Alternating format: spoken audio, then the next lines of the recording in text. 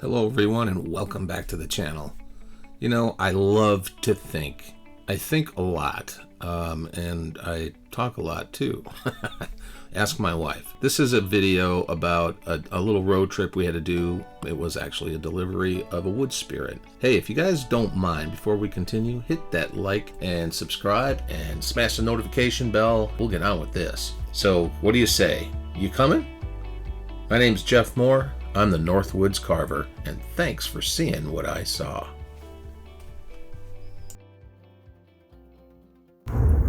Okay. So I just wanted to touch base on a lot of things come to mind actually when I'm driving, which is awesome. One of the things I remember conversations I have with other people that are in the business. They're more into the carving business. It starts off as an art form and a passion, and then it just ends up being a job, and it ends up being just making money, you know. And there are so many other better ways to make money in this world than by creating art. There almost has to be a removal of, you know, I don't want to say common sense, but it's like you have to, in order to truly make money, good money, you have to remove the prospect of making money out of the equation. Because if you start carving and you start to slash away at the fibers, the root of the entire plan, which is, grow yourself as an artist, become viable, become sought after, and then the money comes. Once you get really good at it, the money just is there. So that's the quest. That should be every artist's sole quest, is to be the best they can. And then eventually, if you make things undeniable, they will come. They will sell. And you just have to stay at it. Now, depending on the person and what their temperament is like, that has everything to do with it. So I have an optimistic attitude, where some artists have a super pessimistic attitude. They focus more on the negative, they focus on the problem, and not on what the solution is going to be. So I'm a solution guy. If there's a problem, I don't sit around and discuss the problem. I instantaneously go into, how am I going to fix this problem? Because as an artist, as a carver, all we do every single cut is fixing our mistakes. It's getting rid of the thing we don't like about this carving. So if I'm carving and I'm carving an old man with a beard, of course the nose is going to look stupid, and I keep getting rid of it until I make one that I like, right? So it's the same thing. Problem solvers. If you're a problem solver, you'll probably be successful, because you're not thinking about the problem as much as you are about the solution. So, you have to give everybody credit that's an artist that's trying to make a buck. But I have had conversations with people that really do cute stuff, and they're super fast, and they usually kick butt, in auctions and stuff, because they just produce so much stuff. And I think it's great, because they have a thick skin, and they're professionals. They are the sharks. They are the ones that guys like me don't want to carve against, because in a competition, because I'm not fast like that. If the average Joe saw me, you'd think I was fast, but other carvers that are truly fast, blockers, and guys that can block wood out real quick, I'm not fast at all. So in a competition setting, those guys would normally they get so much work done compared to me. I'm more going for the artistic aspect of it. They're trying to accomplish an idea. We all are. It just takes a little. Everybody's got a different route, and everybody has a different idea.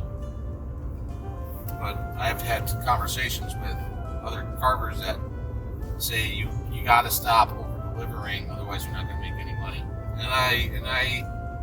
and they're just saying that, they're broadcasting that wholesale, basically. Just, hey, in other words, stop spending too much time on your art or your carvings. If you want to make money, you have to just settle and move on, because the people aren't going to know any better. And you know what? They're right. Most people don't know any better. They just see something they like and they buy it, So what? I don't have any pink flamingos in my yard, but they're, do I think pink flamingos are cool? Yeah, but I don't want them in my yard. Other people are like, I love pink flamingos. I'm going to put a bunch of them in my yard. And, so that is the mentality there about, for my students, it's the biggest challenge they'll ever face, is negotiating that very thing, figuring out how to create, how to make money, how to be happy, how to make sure those bills are paid always, and how to stay, creative with a creative, happy heart. And it's production carving, the widgets, the knickknacks, all that little stuff will eat away at your soul. Some guys are like 9-to-5ers, they left a 9-to-5 job. They're blue collar, and they can go and carve blue collar stuff all day long. God bless them. If I have to do something more than twice, and they have to look totally different. I'll do the same subject matter twice, but they're not going to look the same. These guys can pound out identical copies as they go, 25 a day. Yeah. And they love it. That's, but eventually they do get burned out and they have to try something else. So maybe they'll try to master an owl. So the key is to have a repertoire of things that you can carve every day, a few different things that you can carve really well, because you've done it through millions of repetitions of this particular owl, or this one particular bear in one particular position. Maybe just do a bear's head popping out of a stump, or whatever. These guys are doing it, and they're doing it extremely quickly. And they're making bank. That's no joke. Some guys are really killing it, and that money is the only thing that keeps them doing it. Because if they were doing, these quick carves and they weren't making any money, how long do you think they'd be doing it? That's what so the people are telling them what they need. You have to listen to the people around you, your customers. If the customers are saying, hey, this is what we want, we're going to keep buying these, then of course you're going to keep buying those. Just getting locked into that is when that's a slippery slope, and that's one I try to teach my students. From the beginning, it's almost better off. You're almost way better off if you have a full-time job or a part-time job or something, where you're not so concerned about paying the bills, but you can really take the time to learn, really learn how to carve, and learn from your teacher or your mentors, and just take note, because eventually maybe you want to go full-time. So you better become a student and understand the pitfalls. I remember 10 years ago, 5 years ago. But now, because I've been teaching, I understand that the part-timers are usually the best students, because they can afford to go home and implement everything that you taught them. Whereas if I have somebody who runs a business and all they're doing is selling cash and carry, they cannot. Runs a business and all they're doing is selling cash and carry, they cannot do that, because they got to keep on doing what they've always done. and that is just make quick stuff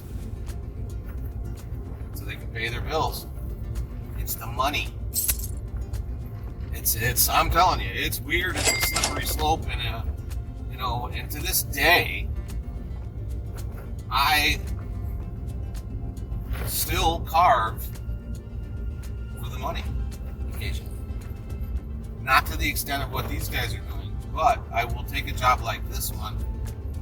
It's an easy job for me. I mean, I can just do these things in my sleep, but I get to be creative with it. So there's, it's not quite the same.